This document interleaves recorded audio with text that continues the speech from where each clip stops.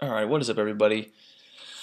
So earlier this week, if you follow me on Twitter and even on Instagram too, I crossed $100,000 in profits this week, and so I decided I wanted to go or make this video and kind of just walk you through, what I've been through to get to this point. Right? It's easy to find me now and be like, oh my gosh, he's up 100,000, like he must have it all together, or it's like you only see my success now. You don't see when I was up 50K. You don't see it when I was 25. You especially don't see when I was up or when I was down 4,000. So I'm gonna, just walk us through my whole profit curve right here, and I'm just gonna talk to you guys about like some events that happened and like how did I get to this point.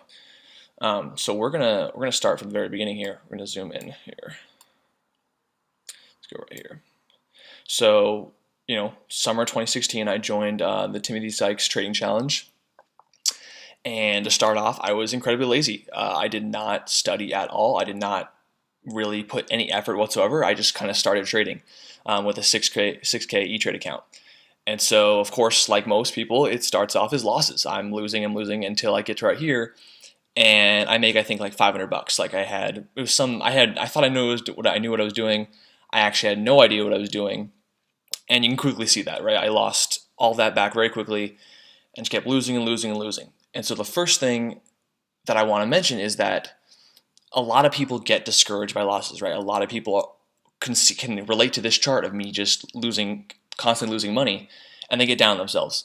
The best thing that I did during this time frame was that the more I lost, the more I realized I didn't know enough information, right? So keep in mind that the further my profit chart goes down right here, I'm actually increasing the amount of hours I'm studying, right? I'm starting to watch more video lessons. I'm starting to watch more DVDs. I'm starting to read more blog posts, more trading books. And I'm just kind of more immersing myself into this community and what I need to learn, because the more I'm losing, I'm realizing, Kyle, you don't know what you're doing, right? You have to learn more. There's something you're not getting. And so, seeing this chart, you just see that I'm gradually downtrending. But I mean, I had like a win rate of like 20%. It was awful. Like I was just as bad as anyone else who would be starting out and didn't know what they're doing. But it doesn't mean I was necessarily discouraged about myself. Like I continually made sure I had to learn more. I had to know more. And so when we get to around, I guess, 7-8 months in, I kind of hit my breaking point. I kind of hit rock bottom where my 6K E-Trade account is now down to 2K. And, I do have more money to refund. I could refund a new account if I had to. But reality kind of hit me, and I realized like what I'm doing isn't working. Right? Something has to change, right? I can't just keep bleeding my account to zero and thinking I'm going to become a profitable trader. Like it just doesn't work like that. And so when it got to around here in January and in February, I kind of just took a big step back. I realized like, Kyle, you actually know nothing. You don't know nearly as much as you need to know. And so for probably a week or two, I just only studied. I did not trade. I did not care about trading. I just needed to learn more. And I realized I needed to stop gambling, right? I needed to stop taking trades that weren't good trades. Like I needed to make sure I was going to understand what I was trading and why I was trading it. And so finally, after looking at all my trades and where I was good and where I was bad, I realized dip buying morning panics was something I could learn and actually be good at, right? And so this is where you kind of start to see myself like bottom out, because I'm actually now only dip buying OTC panics and making money. And every other trade, I'm either taking extremely small size or I'm just cutting out all trades altogether. Like I only want to trade dip buys. So it takes me about from March all the way to May to like kind of tweak my system, tweak the setups, make sure I'm learning how to dip buy correctly. And that's kind of where I bottomed out. Let's see here, because a lot of people ask me like, what got you to turn the corner? And that's exactly what it was. Is that I just stopped trying to force trades that weren't there. I stopped trying to gamble, and I just looked at what is one setup. What is one setup that I can continually profit on over and over and over again? And so that's when around this time I found dip buying. And so I stuck with that. That's really all I traded for quite a long time. And also, actually, sorry, let's go back a little bit. Around this February, January, or March part, I then opened up an Interactive Brokers account, because with E-Trade, I couldn't short stocks under $1 and I couldn't short OTCs. Along with dip buying, I also found out that shorting OTCs would probably be a pretty good strategy for me. So I opened up an Interactive Brokers account.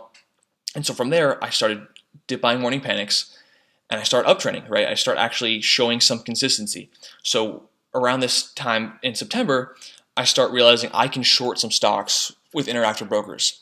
Of course, it's a little bit choppy. Had to tweak some parts of learning those setups, but overextended runners that either have no news or no good news, I started trading those with small size and shorting those. So typically, or really, what happened is I had two setups, right? I had dip buying panics, and I had shorting overextended stocks.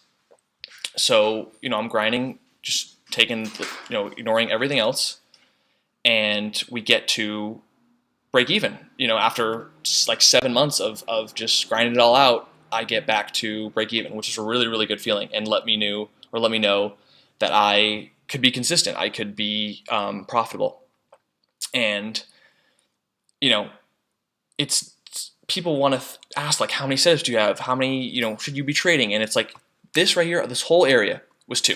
I had two setups. That was it, right? I ignored everything else, and I just dip bought panics, and I shorted overextended stocks. So after that, let's keep going. Next part here.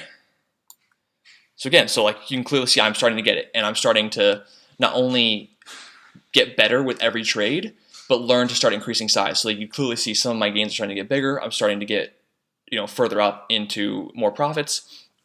And so whether it was a win or a loss, it didn't matter. I was just wanting to get better and better, right? It didn't matter if I was winning or losing. I was just learning with every trade I was taking. And so right around here, you actually see I go sideways a little bit. This is because this is right before PDT, because I had a 6K E-Trade account. I then was down $4,000, so added $4,000 into interactive brokers. And so by the time I was break even, I had $10,000 to play with. And so now we get to 15,000. So 15 plus 10, we're right at PDT. And so that's a psychological thing where it's like I'm right below it and I don't want to lose. And so I went sideways for a little bit. I just kind of got scared. I let a number of 25,000 affect me. And that's hard to do. It happens. I've talked to a lot of traders that it affects them, like when they're right below PDT or right above it, it kind of mentally messes with them. But finally I got over it, kept going, kept increasing size, kept getting better. And so then this is the biggest lesson that I want to show you guys, which is right here. So this little dip, actually, let's get a better zoom in here. That was worse. Sorry, guys. Hold on. Okay, so right here, you can see I dropped from like 31,000 down to like 29. And even though it only shows me going down like $2,000, there's a lot more to this little dip. This was when I took my biggest loss of my trading career so far, which was about $3,000 on FPTA. And not only that, I took $3,000 loss right like around the open because I got bought in, and then I immediately proceeded to revenge trade and lose $1,000 more. So in a matter of the first hour of the trading day, I lost $4,000. And of course, I was bummed. I was like kind of blown away. I was kind of like a huge punch in the face. And something that allowed me to really bounce back from that, because you could see here, like it didn't take too long before I continually went up in more profits, right? It didn't take me too long. So it's like, what's the big deal, Kyle? This looks like nothing. But in the moment, it hurt, right? Like I would be lying to you if I said, oh, I lost $4,000, like big deal. No, for probably a week, I felt like devastated. And what got me to bounce back from that was having a positive perspective. So I lost $4,000 in the beginning for the first 10 to 12 months. And I lost $4,000 in a single day, a year later, right? And so I quickly changed my perspective to like, I get to lose $4,000 in a day. Like, as crazy and as wild as that sounds, what was such an agonizing pain in the beginning of me like letting my account bleed dry, I got to the point now where I was losing that much in a single day, and I'm still alive. My account's still intact. I didn't blow up my account in any way, shape, or form. It was just a decent hit. And so the fact that I get to lose $4,000 versus losing $4,000 over like a 12-month period and feeling like I'm never going to make it, that really changed my perspective, and it really allowed me to say, like, you can keep going. Like, this is just the beginning. Like, nothing's going to stop me. Keep going from here. And so I ended up quickly making profits right back away. That's why you almost don't even see that I pulled back 4,000, because I immediately started making trades that were also, making me profitable right away again.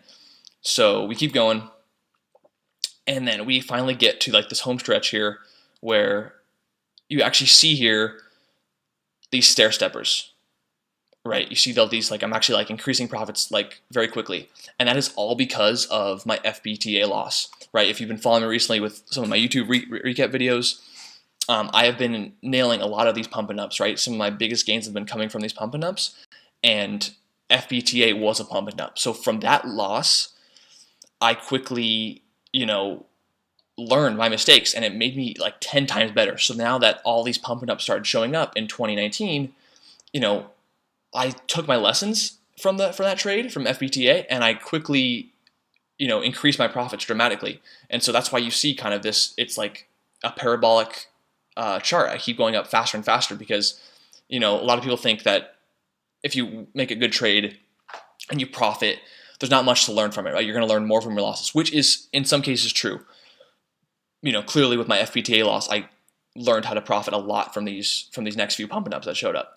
But I don't just take losses as lessons, right? I take winning trades as lessons. Like, even though I might win on a trade, there's still something I could have done wrong. There's still something I could improve to be better. So every trade, no matter win or loss, I'm continually looking for how could I get better? How can I improve? And so, most people give up right here. Most people want to give up, but I'm telling you, just having a positive mindset and just wanting to learn more and more and more, and not letting the losses get to you, and realizing, you can learn from a loss, whether it's or a gain, either way. And, sooner or later, as long as you, keep money in your account that you can trade with, over time, you're going to keep getting better and better and better. You can't, if you keep learning from your trade, there is almost no way you could be gone from this game. Like, you can keep improving if you keep having a positive mindset and learning from each trade you take. So this is where I'm at. I'm at 100,000 profits, and I'm not done at all. Every trade I'm just going to keep learning from. Every trade I'm going to keep improving on, and we're just going to keep going up from here. So yeah, that's a pretty short video, but that's just kind of the basic story of where I'm at from where I started. So hope you guys enjoyed it. Peace out.